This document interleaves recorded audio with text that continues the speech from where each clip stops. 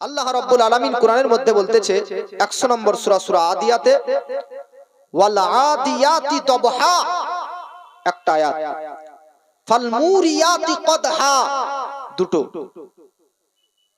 ফাল মুগীরাতি সুবহা তিনটা, ফাআসারনা বিহি নাকআ চারটি, ফাওয়াসাতনা বিহি জামআ। জোরে বলুন সুবহানাল্লাহ। বাবাজি মিল্লাত ইসলামিয়া, আপনারা জানেন ব্রাদার, আমরা দেশে বিদেশে সমাজে বাস করি। সমাজে চলতে চলতে সুখ দুঃখ নিয়েই জীবন। কোন একটা বিষয়ে ঝামেলা হচ্ছে আপনাদের বহরমপুরে। কি বিষয় নিয়ে? একজন ব্যক্তিকে দোষারোপ করা হচ্ছে, একজন ব্যক্তিকে নিয়ে বলা হচ্ছে যে এই ব্যক্তি চুরি করেছে, এই ব্যক্তি চোর। কিন্তু যে চুরি করেছে সে তো আর কখনো স্বীকার করবে না যে আমি চুরি করেছি। ডাকাত তো আর স্বীকার করে না যে আমি ডাকাতি করেছি। কিন্তু আশেপাশে গ্রামের লোক বলতেছে এই ব্যক্তি চুরি করেছে, এই ব্যক্তি চোর। চোরকে জিজ্ঞাসা করা হচ্ছে, ভাই তুমি কি বাস্তবিক সত্যি চুরি করেছো? তো এই ব্যক্তি বলতেছে না চুরি করিনি।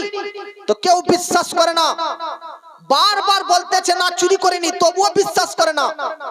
শেষ প্রান্তে বলতেছে আল্লাহর কসম করে বলতেছে আমি চুরি করিনি। তখন মুসলমানরা এক বাক্যে মেনে নিল। যখন আল্লাহর শপথ করে বলতেছে তখন মেনে নাও বাস্তবিক সে চুরি করেনি। কি বুঝা গেল? কোন একটা বিষয়, কোন একটা সাবজেক্টকে মজবুত করার জন্য, শক্তিশালী করার জন্য আমরা আল্লাহর শপথ করি, আল্লাহর কসম করি চুরি করিনি। এই বিষয়টি মজবুত হয়ে গেল, সন্দেহ মুক্ত হয়ে গেল। কখন? যখন সেই বিষয়ের উপর আল্লাহর শপথ করলো। তো বান্দা আমরা যেমন কোন বিষয়কে মজবুত করার জন্য আল্লাহর শপথ করি, ঠিক আল্লাহ তিনি তো কখনো কখনো কোন কথাকে আমাদের বান্দাদের অন্তরে মজবুত করে বিশ্বাস ধারণ করার জন্য আল্লাহ তাআলাও তিনিও শপথ করতে থাকে। জোরে বলুন সুবহানাল্লাহ। আমরা সৃষ্টি হয়ে সৃষ্টিকর্তার যেমন শপথ করি, আল্লাহ সৃষ্টিকর্তা হয়ে সৃষ্টির শপথ করতে থাকে। আমরাই শুধু যে আল্লাহর কসম করি এমনটা নয়, আল্লাহ কসম করে। এখন ভাবার বিষয় হচ্ছে এটাই, আমরা মুসলমান, আমাদের বিশ্বাস ধারণা আল্লাহ কোনো কথা বললে আমরা বিশ্বাস করব না, অমান্য করব। আল্লাহর কোন কথা আমরা অস্বীকার করি না, কোন কথা অমান্য করি না, প্রত্যেকটি কথা আল্লাহর বিশ্বাস করি। আল্লাহর কথা তো কুরআন, আল্লাহর বার্তা তো কুরআন, আল্লাহর মেসেজ তো কুরআন। কুরআনের কোন আয়াতকে আমরা অস্বীকার করি, কুরআনের কোন বার্তাকে অস্বীকার করি, কুরআনের কথাকে আমরা অস্বীকার করি না। ইয়া আল্লাহ, তুমি আমরা মুসলমানদেরকে যে কথাই বলেছো, যে কথাই বলছো, যে কথাই বলবে নির্দ্বিধায় আমরা মানতে বাধ্য বা মেনে নিচ্ছি বা মানব। তুমি কেন শপথ করলে? আমরা মানুষ হয়ে আরেকটা মানুষকে কোন বিষয়কে সন্দেহ মুক্ত বানানোর জন্য আমরা তোমার শপথ করি, কিন্তু তুমি তো রব, তুমি কোন বিষয়কে নিয়ে শপথ করবা কেন? তোমার তো সব বিষয় আমরা না শপথ করলেও আমরা মানি। তাহলে ভাবুন, আল্লাহ যা বলবে, যা করবে সবকিছু আমরা মেনে নিই বা মানি, তবু আল্লাহ যদি কোনো বিষয়ের প্রতি শপথ করে আমাদেরকে মানতে বলে, তাহলে আপনাদেরকে বুঝতে হবে যেই বিষয়টা নিয়ে আল্লাহ শপথ করতেছে সেই বিষয়টা সাধারণ বিষয় নয়, অত্যন্ত গুরুত্বপূর্ণ এবং দামি বিষয় রয়েছে। জোরে বলেন। 114টি সূরার মধ্যে প্রায় সূরাতে আল্লাহ শপথ করেছে, কিন্তু কোন সূরার মিডিলে শপথ রয়েছে, কোন সূরার শেষে শপথ রয়েছে। কিন্তু সূরার শুরুতে, স্টার্টে, আরম্ভতে আল্লাহ শপথ করেছে এই রকম সূরা সমূহের মধ্যে সর্বপ্রথম সূরা হচ্ছে সূরা ইয়াসিন। জোরে বলুন সুবহানাল্লাহ। বাবাজি মিল্লাত ইসলামিয়া, এবার আপনারা শুনুন ব্রাদার, আল্লাহ তো প্রত্যেকটা কথাই আমরা মানি, প্রত্যেকটা কথাই বিশ্বাস করি, প্রত্যেকটাই কথা অন্তরের মধ্যে গ্রেফতার করে নি। কিন্তু বাবাজি আল্লাহ যদি কোনো বিষয়ে শপথ করে, কোনো বিষয়ে কসম করে, তাহলে সেই বিষয়টা নিশ্চয় ব্রাদার, নিশ্চয় ব্রাদার সেই বিষয়টা আরো অত্যন্ত শক্তিশালী, আরো মজবুত, আরো প্রখর। এবার বাবাজি আল্লাহ তো কোরআনের মধ্যে অসংখ্য বিষয়কে নিয়ে শপথ করেছে, অসংখ্য বিষয়কে নিয়ে শপথ করেছে। কিন্তু ব্রাদার এই শপথ করার আয়াতগুলো কোরআনের মধ্যে ব্রাদার কোন সূরাতে মিডিলে রয়েছে, কোন সূরাতে শেষে রয়েছে, এবং কোন সূরাতে প্রথমে রয়েছে। 114টি সূরার মধ্যে শুরুতে, আরম্ভতে, প্রথমে শপথওয়ালা আয়াত যদি দেখতে চান, তাহলে সূরা ইয়াসিন হচ্ছে এমন একটা সূরা যে সূরার শুরুতেই আল্লাহ পাক সর্বপ্রথম ব্রাদার শপথওয়ালা আয়াত এনেছেন। আল্লাহ পাক রব্বুল আলামিন বলতেছে ইয়াসিন ওয়াল কুরআনিল হাকিম ইন্নাকা লামিনাল মুরসালিন। বাবাজি মিল্লাত ইসলামিয়া, পৃথিবীর মধ্যেতে আমার আপনার নবীজি এসেছেন, আমার আপনার নবীজি এসেছেন কি বিষয় নিয়ে এনেছেন, কি কেন এসেছেন, কিসের জন্য এসেছেন, আল্লাহ পাক কোরআনের মধ্যেতে সাত জায়গাতে লিপিবদ্ধ করেছে। পৃথিবীর মধ্যে নবীগণরা কেন এসেছে, পৃথিবীর মধ্যে নবী রাসূলগণরা কেন এসেছে, একটা আয়াত পাঠ করতেছি। আল্লাহ পাক বলতেছে ইয়াতলু আলাইহিম আয়াতিহি ওয়া ইউযাক্কিহিম ওয়া ইউআল্লিমুহুমুল কিতাবা ওয়াল হিকমা। এ বাবাজি আল্লাহ পাক কোরআনের মধ্যে বলতেছে পৃথিবীর মধ্যে নবীগণদেরকে প্রেরণ করেছি পৃথিবীবাসীদের, মানববাসীদের, বান্দাদের হেদায়েতের জন্য। আমি আল্লাহ পাকের একত্ববাদকে প্রচার করার জন্য, কিতাবের জ্ঞান প্রকাশ করার জন্য। এক কথাতে পৃথিবীর মধ্যে নবীগণ এসেছে মানুষদেরকে জাহান্নামের পথ থেকে টেনে এনে জান্নাতের পথের পথিক বানানোর জন্য। জোরে বলেন। দুনিয়াতে নবীও এসেছে, রাসূলও এসেছে। নবীর সংখ্যা 1,24,000 কম বেশি, আর রাসূলের সংখ্যা হচ্ছে 313, মতান্তরে 315। একটা কথা মনে রাখবেন, সব রাসূল কিন্তু নবী, কিন্তু সব নবী রাসূল নয়। প্রত্যেক যে রাসূল হবে সে নবী হবে, কিন্তু যে নবী হবে তার জন্য রাসূল হওয়া শর্ত নয়। কিছু কিছু নবী রাসূলও আছেন, কিন্তু কিছু কিছু নবী যেমন রাসূল আছে তেমন কিছু কিছু রাসূল নবী আছে এমনটা নয়। প্রত্যেকটি রাসূল নবী, প্রত্যেকটি রাসূলের জন্য নবী হওয়া শর্ত, কিন্তু সব নবীদের জন্য রাসূল হওয়া শর্ত নয়। এইজন্য পৃথিবীতে নবীগণ বেশি এসেছেন, রাসূলগণ পাত্র নাই কম এসেছেন। রাসূল এসেছেন 313 থেকে 315টি, আর নবী এসে 1 লক্ষ, মতান্তরে 1,24,000। জোরে বলে নবী কাকে বলে আর রাসূল কাকে বলে? নবী আর রাসূলের মধ্যে পার্থক্য, ডিফারেন্স, তফাৎ কি? মনে রাখবেন নবীর চাইতে রাসূলের পাওয়ার বেশি। রাসূল আসলো মানে নতুন শরীয়ত নিয়ে আসলো। একই যুগে একটাই রাসূল থাকবে, 4টা-5টা রাসূল থাকবে না। একই যুগে 4টা-5টা নবী থাকতে পারে।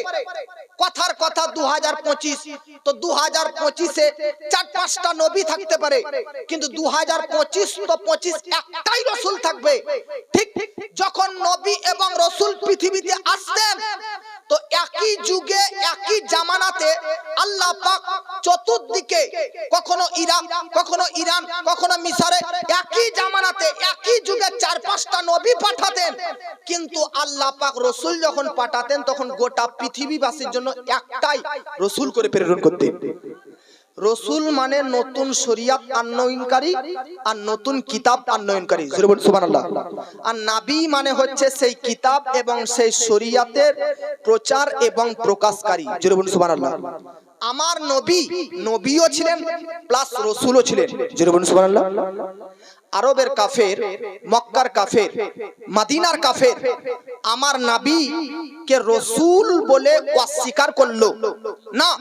মুহাম্মদ কে রাসূল মানি না, মুহাম্মদ কে রাসূল বলে বিশ্বাস করি না। ইহুদিরা বলতেছে আমাদের মধ্যে আল্লাহ কোন রাসূল পাঠায়নি, মুহাম্মদ নিজেকে রাসূল বলে, হালাকে মুহাম্মদ রাসূল নয়, আমি তাকে রাসূল বলে মানি না। একটা কথা মনে রাখবেন, ইমাম সাহেবের বিরুদ্ধে যদি কেউ কথা বলে তো মুক্তাদি চুপচাপ থাকবে না, মুক্তাদি উত্তর দিবে।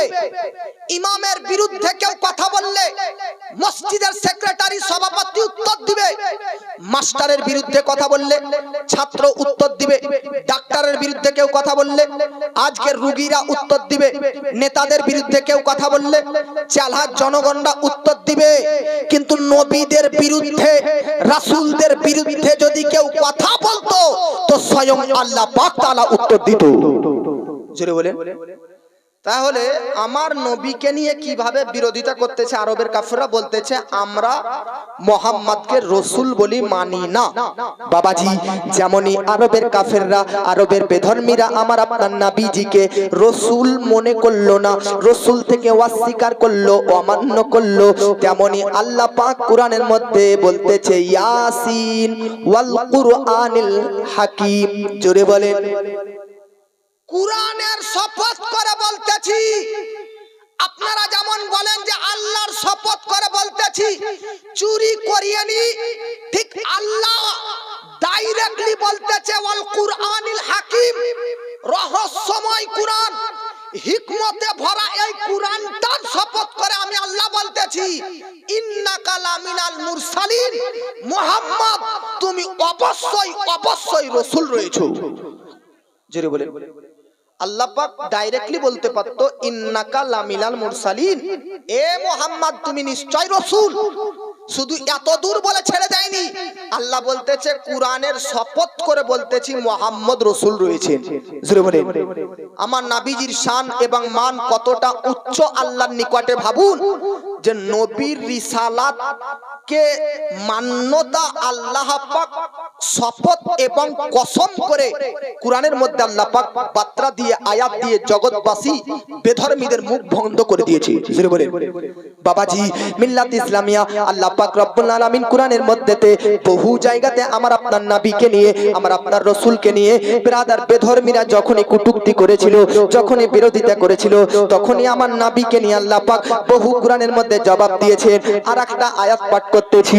এ বাবাজি, পৃথিবীর মধ্যেতে আমার আপনার নবী সাল্লাল্লাহু তাআলা আলাইহি ওয়াসাল্লাম 40 বছর বয়সে যখন ইসলামের প্রচার করতে লাগলেন, ইসলামের প্রসার করতে লাগলেন, তখন আরবের কাফেররা, আরবের বেধর্মীরা, আরবের মুশরিকিনরা ব্রাদার আমার নবীকে পাগল বলতে লাগলো, আমার নবীকে মেন্টাল বলতে লাগলো, আমার নবীকে মাজনুন বলতে লাগলো। এ বাবাজি, পৃথিবীর মধ্যেতে নবীকে যখন পাগল বলতে আরম্ভ করলো আরবের কাফেররা, আরবের বেধর্মীরা, তখন আল্লাহ পাক কুরআনের মধ্যে বলতেছেন নুন ওয়াল কলাম ওয়া মা ইয়াসতুরুন। জোরে বলেন। নবীকে এক নম্বরে বললাম রাসূল বলে যখন অমান্য করলো, তখন আল্লাহ নবীর রাসূল হওয়ার সার্টিফিকেট কুরআনের মধ্যে কসম করে দিলেন। জোরে বলেন। আব 2 নম্বর সার্টিফিকেট আল্লাহ দিচ্ছে, দেখুন, নুন ওয়াল কলাম ওয়া মা ইয়াসতুরুন, কলমের শপথ করে বলতেছি। আল্লাহ বলতেছে কলমের শপথ। কোন কলম? ওই কলম যেই কলম, যেই পেন আপনার বাড়ির ছেলেমেয়েরা বা আপনারা আজকে স্কুলে লেখাপড়া করার সময় বই খাতাতে লেখালেখি করেন, ওই কলম না। নুন আল কলাম আমা ইয়াসতুরুন, কুরআনের সূরা আল কলামের এই কলম দ্বারা ওই কলমকে বোঝানো হয়েছে যেই কলম দ্বারা আল্লাহ পৃথিবীর প্রত্যেকটি মানুষের ভাগ্যকে দুনিয়া সৃষ্টি করার 50,000 বছর আগে লাউহে মাহফুজে লিখে দিয়েছিলেন। জোরে বলে। যেই কলমের দ্বারাতে আমাদের ভাগ্য, আমরা তো দূরের কথা, দুনিয়া তৈরি করার 50,000 বছর আগে আল্লাহ লাউহে মাহফুজে আমাদের ভাগ্যতে কি লেখা আছে, ভালো মন্দ সবকিছু অলরেডি আল্লাহ লিখে দিয়েছে। জোরে বলে। ওই কলমটা কতটা দামি, কত গুরুত্বপূর্ণ কলম, তাই আল্লাহ পাক বলতেছে ওই কলমের শপথ। আমরা বান্দাদের কাছে যেমন আল্লাহ সবচাইতে দামি, তাই কোন বিষয়কে মজবুত এবং শক্তিশালী, সন্দেহ মুক্ত করার জন্য আল্লাহর শপথ করি, ঠিক আল্লাহ কলম সবচাইতে শক্তিশালী একটা সৃষ্টি, তাই কলমের শপথ করে আল্লাহ পাক বলতেছে মা আনতা বিনিমাতি রব্বিকা বিমাজনুন, ও হাবিবতাবি আপনি কখনোই মেন্টাল এবং পাগল নন। জোরে বলুন সুবহানাল্লাহ। আল্লাহ ডাইরেক্ট বলতেছে মা আনতা বিনিমাতি রব্বিকা বিমাজনুন, আপনি মেন্টাল পাগল এবং মাজনুন নয়। জোরে বলেন। ভাই, আমার নবীকে নিয়ে আল্লাহ কখনো কলাম, কখনো আসমান, কখনো উহুদ, কখনো ফারিস্তা, কখনো এটা কখনো ওটা নিয়ে শপথ করেছে। আমার নবীর সম্মান এতটা বড় যে আল্লাহ নিজের সত্তার উপর কসম করে আমার নবীজির সম্মান মর্যাদা বর্ণনা করেছে। জোরে বলে আল্লাহ কোরআনের মধ্যে সূরা আন-নিসা, জোরে বলুন কোন সূরা? সূরা নিসার মধ্যে বলতেছে ফালা ওয়া রাব্বিকা লা ইউমিনুনা হাত্তা ইউহাক্কিমুনা। আল্লাহ কোরআনের মধ্যে বলতেছে, এ মুহাম্মদ, তোমার রব, তোমার খোদা আল্লাহ তাআলার শপথ করে বলতেছি, আল্লাহ নিজে বলতেছে, এ মুহাম্মদ, তোমার খোদা মানে আমি আল্লাহ নিজের রাবুবিয়্যাতের শপথ করে বলতেছি, লা ইউমিনুন, ততক্ষণ পর্যন্ত কেউ পূর্ণ ঈমানদার হতে পারে না, হাত্তা ইউহাক্কিমুনা, যতক্ষণ না পর্যন্ত আপনাকে কেউ প্রকৃত বিচারপতি বলে না মেনে নেবে। জোরে বলে আপনার বিচার, আপনার ফায়সালা বিচারকে যারা মানবে না তারা প্রকৃত ঈমানদার হতে পারবে। জোরে বলেন ঈমানদার হতে পারবে। এটা হাদিস নয়, এটা আল্লাহ পাক কোরআনের মধ্যে সূরা আন-নিসার মধ্যে বলতেছে, নিজের শপথ করে বলতেছে, ফালা ওয়া রাব্বিকা, এই যে ওয়াও এ কসম, ফালা ওয়া রাব্বিকা লা ইউমিনুনা হাত্তা ইউহাক্কিমুনা। হে জগৎবাসী, শুনে নাও, তোমরা ততক্ষণ পর্যন্ত ঈমানদারি হতে পারবে না যতক্ষণ পর্যন্ত তোমরা নবীজিকে নিজের মধ্যে বিচারপতি, হাকিম, নবীর কোন ফয়সালাকে না মানবে, ততক্ষণ পর্যন্ত তোমরা ঈমানদারি হতে পারবে না। জোরে বলে বাবাজি, পৃথিবীর মধ্যেতে বিরাদার একজন সাহাবী রাসূল ছিলেন, তিনার নাম ছিলেন হযরতে আবু বুরদা রাদিয়াল্লাহু তাআলা আনহু। বিরাদার কুরবানির টাইমে ঈদুল আজহার দিনে বাবাজি রমজান মাসের রোজার পর একটা ঈদ হয়, ওই ঈদটার নাম হচ্ছে ঈদুল ফিতর। তার 2.5 মাস কম বেশি পর কুরবানির টাইম আসে। কুরবানির টাইম ঈদুল আজহা। আপনাদেরকে একটা কথা জিজ্ঞাসা করি তো, আপনাদের গ্রামের মধ্যে কুরবানির দিন ঈদের নামাজের আগে কুরবানি করেন না নামাজের পরে? জোরে বলে নামাজের পর কুরবানি করেন। নবীর যুগে নবীর এক সাহাবী নাম হযরতে আবু বুরদা রাদিয়াল্লাহু তাআলা আনহু, ইনি নামাজ পড়ার আগে, ঈদুল আজহার নামাজের আগেই কুরবানি করে দিয়েছে। নবীজি নামাজ কমপ্লিট করলেন, তারপরে ওই সাহাবী আসলেন হযরতে আবু বুরদা রাদিয়াল্লাহু তাআলা আনহু। নবী বলতেছে, আবু বুরদা, তুমি নামাজের আগে কুরবানি করে ফেলেছো। তো হযরত আবু বুরদা রাদিয়াল্লাহু তাআলা আনহু বলতেছে, ইয়া রাসূলুল্লাহ সাল্লাল্লাহু আলাইহি ওয়াসাল্লাম, হ্যাঁ আমি নামাজের আগে কুরবানি করেছি। আমার নবী বলতেছে, তোমার কুরবানি হবে না, হবে না, হবে না। কেন? এটা তো অথেন্টিক দলিল কোরআনের মধ্যে আল্লাহ পাক বলেছে সূরা আল কাউসারে, ফাসাল্লি লিরাব্বিকা ওয়ানহার, ফাসাল্লি লিরাব্বিকা, আগে তোমার প্রতিপালকের জন্য নামাজ পড়ো, ওয়ানহার, তারপরে কুরবানি করো। জোরে বলেন। অতএব সাহাবী রাসূল আবু বুরদা নামাজের আগে কুরবানি করেছে, যেটা আইনের বিরুদ্ধে, বিপক্ষে, আইনের বাইরে কাজ করেছে। আমার নবী বলল, সাহাবী তোমার কুরবানি হয়নি, তুমি আবার কুরবানি দাও।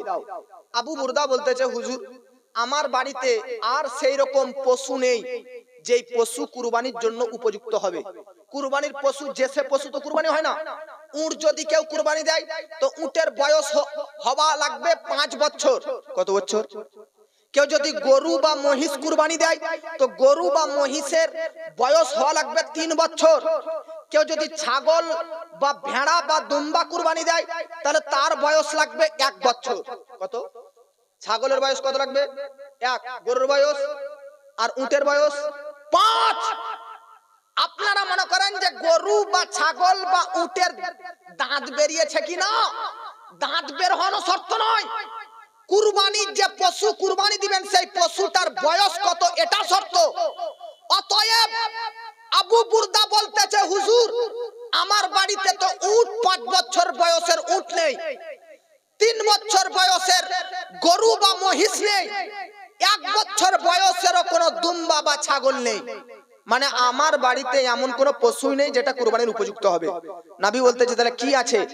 তো সাহাবী বলতেছে ইয়া রাসূলুল্লাহ, আমার বাড়িতে একটা 6 মাসের ছাগল আছে, 6 মাসের বাকরি। বলুন 6 মাসের ছাগল কুরবানি জায়েজ হবে? জোরে বলুন হবে? 1 বছর তো বললাম, কোনো মতেই হবে না কিয়ামত পর্যন্ত। কারো বাড়িতে যতই মোটা তাজা ছাগল থাকুক না কেন, 1 বছর বয়স যদি পূর্ণ না হয় তাহলে ওই ছাগলের ওই বকরির কুরবানি হবে না। কিন্তু সাহাবী বলতেছে ইয়া রাসূলুল্লাহ, আমার বাড়িতে তো 1 বছর ওয়ালা ছাগল নেই, 6 মাস ওয়ালা একটা ছাগল বা বকরি আছে। আমার নবী বলতেছে আর নেই? তো বলতেছে না। তো আমার নবী বলতেছে আবু বুরদা, যাও এই মুহাম্মদ আরবি সাল্লাল্লাহু আলাইহি ওয়াসাল্লাম আজ তোমার জন্য, জাস্ট অনলি তোমারই জন্য, আর কোন ব্যক্তির জন্য নয়, শুধু তোমার জন্য আজ এই মুহাম্মদ সাল্লাল্লাহু আলাইহি ওয়াসাল্লাম তোমার জন্য 6 মাসের ছাগল কুরবানি দেওয়া তোমারই জন্য আমি জায়েজ করে দিলাম। জোরে বলে 1 বছর বয়সী ছাগল কুরবানির জন্য জরুরি, কিন্তু আমার নবী 6 মাসের একটা ছাগল কুরবানি দেওয়ার জন্য সাহাবীকে বললেন। আমার মতন মাওলানা যদি আপনাদেরকে বলি যে 6 মাসের ছাগল কুরবানি হবে, তো পৃথিবীর সব মাওলানা আমার প্রতি ফতোয়া দিবে যে এই মৌলবি ভুল বলেছে, একে তওবা করতে বলো। তো জগৎবাসী, শরীয়তের মধ্যে কোন হালাল জিনিস হালালই থাকবে, যতই হারাম বলবো হারাম হবে না, হালালই থাকবে। শরীয়তের মধ্যে কোন হারাম জিনিস হারামই থাকবে, যতই আমি হালাল বলি হারাম হবে না। হালাল জিনিসকে যদি হারাম মনে করি বা হারাম বলি তাহলে কাফির হয়ে যেতে পারি। হারাম জিনিসকে হালাল যদি বলি বা হালাল যদি মনে করি তাহলে ঈমান হারিয়ে যাবে। কিন্তু বাহারে নবী মুস্তাফা 6 মাসের আজকে বাকরি, 6 মাসের ছাগলকে সাহাবী আবু বুরদা রাদিয়াল্লাহু আনহুর জন্য কুরবানি করা জায়েজ করে দিল। এখন পৃথিবীবাসী কেউ এটা নবীকে প্রশ্ন করলো না কেন যে এই মুস্তাফা 6 মাসের বাকরি, 6 মাসের ছাগল তো কুরবানি হবে না, আপনি 6 মাসের জন্য কুরবানি হয়ে যাবে এই ফতোয়া দিলেন কেন? না না না, কোন সাহাবী এইরকম বলেননি, আর আল্লাহ কোন এইরকম আয়াত নাজিল করেননি যে এই মুস্তাফা তুমি 6 মাসের পশুর কুরবানি হবে এটা কেন বললে? 1 বছরই হবে, 1 বছরের কমে হবে না, কেন এটা বললে 6 মাসের হবে? এটা তো বলেনি। আল্লাহ এটা বললো ফালা ওয়া রাব্বিকা লা ইউমিনুনা হাত্তা ইউহাক্কিমুনা, যতক্ষণ পর্যন্ত মুহাম্মদ যেটা ফয়সালা দিচ্ছে ওটা না মানবে ঈমানদারি হবে না। আরে মুহাম্মদ যদি 6 মাসের ছাগল কুরবানি হবে বলে দেয় তো তোমাদেরকে ওটাই মানতে হবে, না হলে তোমাদের সবার ঈমান হারিয়ে যাবে। জোরে বলেন, এ হচ্ছে নবীর ফয়সালা। জোরে বলেন আর মহব্বতে বলেন। আল্লাহ রাব্বুল আলামিন কসম করেছে কোন বিষয়কে নিয়ে, তো ওই বিষয়টা কতটা মজবুত, কতটা দামি, কতটা গুরুত্বপূর্ণ বিষয় এটা ভাবার কল্পনার বাইরে। আমি আপনাদেরকে খুতবার পরে পরে যে সূরাটা পাঠ করেছিলাম, এবার ওই সূরাটার ব্যাখ্যা একটু করে শোনাচ্ছি। আপনারা একবার হাত তুলে বলুন তো সুবহানাল্লাহ। আর মহব্বতে বলেন, আর মহব্বতে বলেন। আল্লাহ পাক 100 নম্বর সূরা, সূরার নাম সূরা আদিয়াত। আল্লাহ বলতেছে ওয়াল আদিয়াতি দবহা, অর্থাৎ আল্লাহ বলতেছে কসম ওইগুলোর যেগুলো দৌড়ে এমত অবস্থায় যে তাদের বুকের ভিতর থেকে আওয়াজ বের হয়। জোরে বলেন ফাল মুরিয়াতি কদহা, অতঃপর খুর মেরে পাথর থেকে আগুন বের করে। জোরে বলেন ফাল মুগীরাতি সুবহা, এবং প্রভাত হতে সকাল বেলাতে অ্যাটাক করে শত্রুদেরকে। ফা আসারনা বিহি নাকআ, এবং ওর মধ্যে ধুলি উড়ায়। ফাওয়াসাতনা বিহি জামআ, এবং শত্রু এবং সৈন্যদের দলে বা গ্রুপের মধ্যে প্রবেশ করে। জোরে বলেন ক খ গ কি বললাম, কি বুঝলেন? বুঝতে পারলাম না নাকি? এবার আসুন, আল্লাহ পাক কুরআনের মধ্যে এই যে বলতেছে ওয়াল আদিয়াতি দবহা, কসম ওইগুলোর যেগুলো দৌড়ে, এমন ভাবে দৌড়ে যে তাদের বুকের ভিতর থেকে একটা শ্বাস হাঁপানি আওয়াজ বের হয় এবং খুর মেরে পাথর থেকে আগুন ছড়ায়। এই আয়াত থেকে আল্লাহ পাক ঘোড়াকে বুঝাচ্ছে। কি কে বুঝিয়েছে? হর্স, ঘোড়া। ঘোড়াকে বুঝিয়েছে। কাদের ঘোড়া? কোন ঘোড়া? দেশে বিদেশে দেখতে পাওয়া যায় অনেক ঘোড়া, সব ঘোড়ার কথা না। আল্লাহ তাআলা কোন ঘোড়ার শপথ করতেছে দেখুন। শপথ যাকে করতেছে সে তো নিশ্চয় দামি হবে। আমাদের কাছে আল্লাহ দামি বলে আল্লাহর শপথ করছি, তো আল্লাহর কাছে ঘোড়াও দামি। দেখুন কোন ঘোড়া জানতে হবে যে ঘোড়ার শপথ করতেছে। ওয়াল আদিয়াতি দবহা, ঘোড়া যখন দৌড়ানোর সময় তাদের বুকের ভিতর থেকে একটা হাঁপানি, আপনি যদি দৌড়ান 10 কিলোমিটার, 5 কিলোমিটার, 100 কিলোমিটার দৌড়ান, তো বুকের ভিতর থেকে একটা হাঁপানি, শ্বাস নিঃশ্বাস, অক্সাইড, কার্বন ডাই অক্সাইড বার হয় কি হয় না? যেটা বলেন, তো ঘোড়াও দৌড়ে যখন তখন তার বুকের ভিতর থেকে একটা শ্বাস, অক্সাইড, কার্বন ডাই অক্সাইড আওয়াজ, শব্দ বের হয়। আল্লাহ পাক বলতেছে এই শ্বাসটার শপথ করে বলতেছি। জোরে বলেন। এই ঘোড়া বলতে কোন ঘোড়া? এই ঘোড়া বলতে গাজীদের ঘোড়া। গাজী, গাজী কাদেরকে বলা হয়? ধর্মীয় যোদ্ধাগণ, যারা ধর্মের জন্য লড়াই করে তাদেরকে বলা হয় গাজী। ইসলামের জন্য যারা যুদ্ধ করত তাদেরকে বলা হতো গাজী, অর্থাৎ যোদ্ধা। যোদ্ধাদের পাওয়ার, যোদ্ধাদের মান সম্মান, যোদ্ধাদের ফজিলত বৈশিষ্ট্য কত এটা তো দূরের কথা। যোদ্ধারা যে ঘোড়ার পিঠে, যোদ্ধারা যে ঘোড়ার পৃষ্ঠে চেপে যুদ্ধ করতেন, আল্লাহ পাক ওই ঘোড়াগুলোর শপথ কোরআনের মধ্যে করেছে। জোরে বলেন, জোরে বলেন ভাই। যোদ্ধারা যে ঘোড়ার পিঠে চাপে ওই ঘোড়ার শপথ আল্লাহ কোরআনের মধ্যে করতেছেন। মানে ভাবুন, আগে ইসলামের মধ্যে যুদ্ধ হতো তো ঘোড়ার পিঠে, উটনির পিঠে, উটের পিঠে, খচ্চরের পিঠে সবার আরোহণ করে যুদ্ধ করতেন।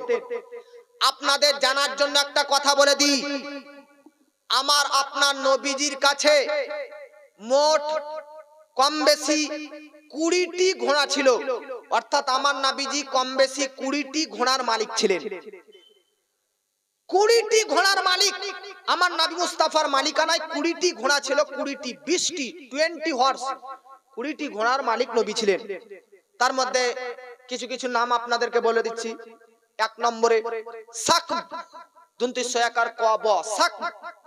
2 নম্বরে লিজাজ, 3 নম্বরে সাবহা, 4 নম্বরে বাহার, 5 নম্বরে আল মুরতাজিজ, 6 নম্বরে জারিব, 7 নম্বরে লুহাইফ, 8 নম্বরে মিরওয়াহ, 9 নম্বরে ওয়ার্দ, 10 নম্বরে ইয়াবুব, 11 নম্বর ইয়াসুব, 12 নম্বর জুল্লিম্মা, 13 নম্বর জুলউকাল, 14 নম্বর মিরহান, 15 নম্বর মিরতাজাল, 16 নম্বর তিজাল, 17 নম্বর জাসিদ। এরকম করে আরো দুটো যুক্ত করলে 20টি ঘোড়া কম বেশি, আরো বেশি থাকতে পারে, বেশি আলেম ওলামাদের গবেষণা, আমার যতদূর গবেষণা, নবীজির এরকম 20টি ঘোড়া ছিলেন। জোরে বলেন। কিছু ঘোড়া নবীজি কিনেছিলেন আর কিছু ঘোড়া নবীজিকে বড় বড় ব্যক্তি, ধনী ব্যক্তিরা উপহার স্বরূপ গিফট দিয়েছিলেন। এরকম 20টি সব মিলিয়ে ঘোড়া ছিল। নবীজির কাছে খচ্চর ছিল 6টা। জোরে বলুন কটা? 6টা। যেমন একটার নাম হচ্ছে দুলদুল। জোরে বলুন কি নাম বললাম? আমাদের সমাজে অনেকেই মনে করে দুলদুল ঘোড়া, হালাকে নবীর ঘরের বা নবীর দুলদুল বলে ঘোড়া কোন জিনিস আমি পাইনি, আপনারা পেলে বলবেন। দুলদুল বলে নবীজির কাছে একটা খচ্চর ছিল। এটা সাদা কালারের ছিল। মুকাউকিস মিশরের একজন ধনী ব্যক্তি আমার নবীকে এই দুলদুল নামক খচ্চরটি দান বা গিফট বা উপহার দিয়েছিলেন। জোরে বলুন সুবহানাল্লাহ। নবীজির আরেকটা খচ্চরের নাম ফিজ্জা। এটাও নবীজি সাল্লাল্লাহু আলাইহি ওয়াসাল্লামকে গিফট করেছিল। এরকম করে নবীজির 6টা খচ্চর ছিল কাছে। নবীজি কম বেশি 6টা খচ্চরের মালিক ছিলেন। এই 6টি খচ্চর নবী একটাও কিনেননি, বরং এই 6টি খচ্চরই নবীকে উপহার বা গিফট করা হয়েছিল। জোরে বলে। নবীর কাছে গাধা ছিল, নবীর কাছে উট ছিল, নবীর কাছে উটনি ছিল। আমি তো বললাম নবীর কাছে উটনি ছিল 25টা। জোরে বলুন কটা? 25টা উটনির মালিক। উট এটা পুরুষলিঙ্গ, উটনি এটা স্ত্রীলিঙ্গ। উটনি নবীর কাছে 25টা কম বেশি ছিল। তার মধ্যে একটা উটনির নাম আপনাদেরকে করে শোনাচ্ছি। যুবক ভাইরা দেখবেন প্রায় মোটরসাইকেল, বাইক, 4 চাকার সামনে এই হুজুর সাল্লাল্লাহু আলাইহি ওয়াসাল্লামের এই উটনিটার নাম লিখে রাখে। এই উটনিটার নাম হচ্ছে কাসওয়া। যে বলেন কি নাম? কাসওয়া। অনেক যুবক ভাইরা এটা বাইকের সামনে, 4 চাকা গাড়ির সামনে লিখে রাখে কাসওয়া। এই উটনিটা হুজুর সাল্লাল্লাহু আলাইহি ওয়াসাল্লাম বদরের প্রান্তরে গনিমতের মধ্যে পেয়েছিলেন। এই উটনিটার উপর চেপে নবীজি মক্কা থেকে 53 বছর বয়সে বেরাদার হিজরত করে মদিনা গিয়েছিলেন। সুবহানাল্লাহ। নবীজির আরো উটনি ছিল, একটা নাম আসবা, একটা নাম জাদা, এরকম করে 25টি উটনি ছিল। জোরে বলুন সুবহানাল্লাহ। নবীর কাছে উটনি 25টা, 20টি ঘোড়া, 6টি খচ্চর আর উট 2-1টি ছিল। একটা উটের নাম হচ্ছে মুক্তাসাব। নবীজির এটা একটা উট। 2 নম্বর হচ্ছে গাধা। হুজুর সাল্লাল্লাহু আলাইহি ওয়াসাল্লামের গাধার মধ্যে একটা গাধা ছিল উফাইদ, একটা ছিল ইয়াফুর। বাবাজি, তো যোদ্ধারা যুদ্ধ করার সময় বিরাদরানে মিল্লাত ইসলামিয়া উট, উটনি, ঘোড়া, গাধা যুদ্ধের প্রান্তরে নিয়ে যেতেন। ওই যে ঘোড়া, যে ঘোড়ার পিঠে চেপে গিয়ে যোদ্ধারা যুদ্ধ করতেন, ওই ঘোড়ার আল্লাহ পাক শপথ করতেছে। বাবাজি, মিল্লাত ইসলামিয়া যুদ্ধের প্রান্তরে ঘোড়াগুলো যখন ঘোড়ার পিঠে চেপে যোদ্ধারা যখন বিরাদার চেপে আরোহণ করে যুদ্ধ করতেন, ঘোড়ারা যখন রাস্তায় চলতো বিরাদার, রাস্তার মধ্যে চলতো, তখন এত দৌড় দিত বিরাদার, দৌড়তে দৌড়তে দৌড়তে তাদের বিরাদার বুকের ভিতর থেকে নিঃশ্বাস বার হতো, বুকের ভিতর থেকে আওয়াজ বার হতো। ঘোড়ার পায়ের খুরের দ্বারাতে পাথরে যখন যেত, পাথর থেকে বিরাদার আগুন চমকাতো বিরাদার। এবং সকাল হলে এই ঘোড়াগুলো বিরাদার যোদ্ধাদের, শত্রুদের সঙ্গে অ্যাটাক করত এবং শত্রুদের মধ্যে ঘুষ ঢুকে গিয়ে বিরাদার শত্রুদেরকে নিস্ত নাবুদ করে দিত। আমার আল্লাহ রাব্বুল আলামিনের নিকটে যোদ্ধা তো দূরের কথা, গাজী তো দূরের কথা, যুদ্ধের ময়দানে যারা আল্লাহর পথে আল্লাহর জন্য যুদ্ধ করে তাদের মান মর্যাদা কতটা, এটা তো দূরের কথা। যোদ্ধারা বা আল্লাহর পথে যারা যুদ্ধ করার জন্য ঘোড়ার পিঠে চেপে যুদ্ধ করত, ওই ঘোড়ারই শান শওকাত, ওই ঘোড়ারই মান মর্যাদা আল্লাহ পাক এতটা উচ্চ করেছিল, এতটা উচ্চ করেছিল যে তাদের কথা কোরআনের মধ্যে পর্যন্ত উল্লেখ করেছে। এ বাবাজি, আপনাদেরকে বলতে চাই একটা কথা, আপনারা একটু চিন্তা করুন এবং ভাবুন, যখন আল্লাহর পথে যোদ্ধা, আল্লাহর পথে যুদ্ধ করার জন্য যে যোদ্ধারা যেত, ওই যোদ্ধারা যে কোনো একটা ঘোড়ার পিঠে চাপলে ওই ঘোড়াটার পাওয়ার, ওই ঘোড়াটার শান শওকাত বেড়ে যেত। যোদ্ধাদের কারণে ঘোড়ার পাওয়ার যদি এতটা বেড়ে যায়, একবার আমার হযরতে আবু বকর সিদ্দিক রাদিয়াল্লাহু তাআলা আনহুর শান শওকাত পাওয়ার কতটা হবে একবার ভাবুন। যে আবু বকর সিদ্দিক হিজরতের টাইমে আমার নবীকে কাঁধ মুবারকে নিয়েছেন, ঘোড়ার পিঠে চাপার জন্য যদি ঘোড়ার শান শওকাত বেড়ে যায়, তাহলে আবু বকরের পিঠে, আবু বকর সিদ্দিকের কাঁধে নবীজি হিজরতের সময় চেপেছিলেন, তাহলে আবু বকর সিদ্দিকের শান শওকাত কতটা উচ্চ হতে পারে। আপনাদেরকে বলতে চাই, মাকামে সবহা, মাকামে সহবা বলে একটা জায়গা, এই সহবা নামক জায়গার মধ্যেতে হযরতে আলী রাদিয়াল্লাহু তাআলা আনহু নিজের উরু মুবারাকে, নিজের কোল মুবারাকে বেরাদার আমার আপনার নবীজি সাল্লাল্লাহু তাআলা আলাইহি ওয়াসাল্লামকে নিয়ে আরাম করিয়েছিলেন। একবার ভাবুন যে নবীজি হযরতে আলীর কোলে ছিলেন, ওই আলীর শান শওকত আল্লাহ কতটা বাড়াতে পারে, তাহলে আপনারা আর কি ভাবতে পারেন না। একবার হযরতে হালিমা রাদিয়াল্লাহু তাআলা আনহার কথা ভাবুন, যে হালিমার কোলে নবীজি থেকে দুধ পান করেছে, ওই হালিমার শান শওকত কতটা হতে পারে, এবং মা আমিনা রাদিয়াল্লাহু তাআলা আনহার শান শওকত পাবার কতটা হতে পারে, যে মা আমিনা নিজের গর্ভের মধ্যে, পেটের মধ্যে নবীজিকে 10 মাস 10 দিন ধারণ করেছিলেন। জোরে বলে মা আমিনা রাদিয়াল্লাহু তাআলা আনহা, মা হালিমা রাদিয়াল্লাহু তাআলা আনহা।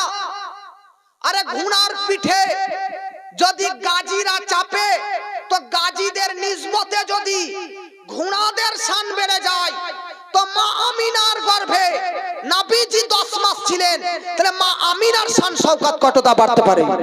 জোরে বলেন। তাই বেরাদারনে মিল্লাত ইসলামিয়া, নিসবত, লিঙ্ক, কন্টাক্ট, যোগাযোগ, এগুলো অত্যন্ত গুরুত্বপূর্ণ জিনিস। একটা কথা ভাবুন, পাথর, খুর, হাতা, হাওয়া, বাতাস, নিঃশ্বাস, বিভিন্ন জায়গাতে ঘোড়া পাওয়া যায়। ঘোড়ার কত নিঃশ্বাস প্রশ্বাস বার হয় কোনো ব্যাপার নয়, কত ঘোড়া রাস্তা দিয়ে চলে, আগুন চমকায় কোনো ব্যাপার নয়। কিন্তু যুদ্ধের ময়দানে যে সমস্ত ঘোড়ার পিঠে গাজীরা চেপে যুদ্ধ করত, ওই ঘোড়ার শ্বাস, ওই ঘোড়ার খুর, ওই ঘোড়ার পায়ের কথা পর্যন্ত আল্লাহ কোরআনের মধ্যে উল্লেখ করেছে।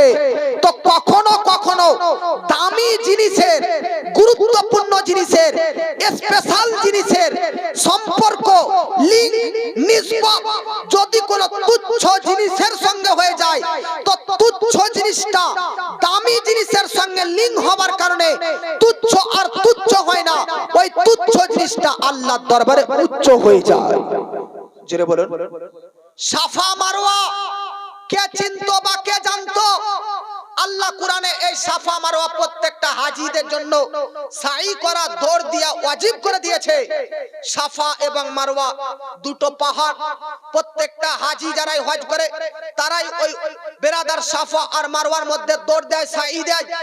আপনাদেরকে বলি, আল্লাহ রাব্বুল আলামিন এই সাফা মারওয়ার কথা কোরআনে এনেছে, ইন্না সাফা ওয়াল মারওয়াতা মিন শাআইরিল্লাহ। সাফা এবং মারওয়া আল্লাহর নিদর্শন সমূহের মধ্যে একটা নিদর্শন। তো আপনাদেরকে বলতে চাই, সাফা মারওয়াকে কে চিনতো, কে জানতো? আজ প্রত্যেকটি হাজীদের জন্য সাফা মারওয়ার উপর দৌড় দিয়া ওয়াজিব কেন করা হলো? তার কারণ সাফা মারওয়ার সঙ্গে কার সম্পর্ক, কার লিঙ্ক, কার যোগাযোগ? তো যেমন আপনাদেরকে বললাম, ঘোড়ার সঙ্গে যোদ্ধা গাজীদের সম্পর্ক হয়ে যাবার কারণে ঘোড়ার মর্যাদা এতটা বেড়ে যায় যে কুরআনে নাম চলে এসেছে। ঠিক সাফা মারওয়ার সঙ্গে হযরতে ইব্রাহিম আলাইহিস সালামের স্ত্রী হযরতে হাজেরার সম্পর্ক হয়ে যায়। তো সাফা মারওয়ার আজকে মা হাজেরার লিঙ্ক, নিসবত পেয়ে প্রত্যেকটা হাজীদের জন্য সাফা মারওয়ার উপর দৌড় দিয়া ওয়াজিব হয়ে যায়। জোরে বলুন। তাহলে কখনো কখনো তুচ্ছ জিনিসের সঙ্গে দামি জিনিস, বরকতপূর্ণ জিনিসের যখন লিঙ্ক সম্পর্ক হয়ে যায়, ওই জিনিসটা দামি হয়ে যায়। জোরে বলেন। আল্লাহ রাব্বুল আলামিন কুরআনের মধ্যে বেরাদারনে মিল্লাত ইসলামী আরো অনেক কিছু নিয়েছেন।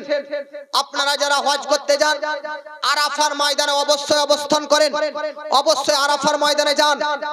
একটা কথা মনে রাখবেন, আরাফাত কি, আরাফাত কে জানতো? তো জগৎবাসী আরাফাত শব্দের অর্থ হচ্ছে পরিচিত, অর্থাৎ আরাফার ময়দানে প্রত্যেক হাজীদের জন্য অবস্থান করা জরুরি, না হলে তার হজই সুসম্পন্ন হবে না। তো আরাফাতের সঙ্গে হজের কেন সম্প্রীতি, হজের মধ্যে কেন গণ্য? আজ আরাফাত এত বিখ্যাত, আজ আরাফাত এত দামি কেন হলো?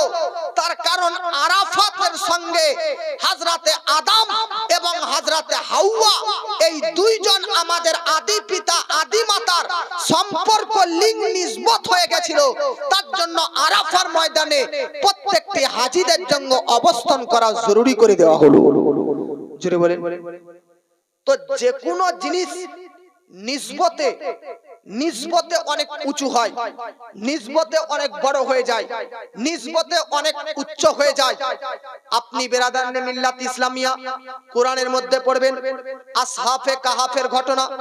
আসহাফে কাহাফ অর্থাৎ গুহাবাসী 9 জন নেককার ব্যক্তি, 300 বছর কম বেশি গুহার মধ্যে বেরাদার ঘুমিয়েছিলেন।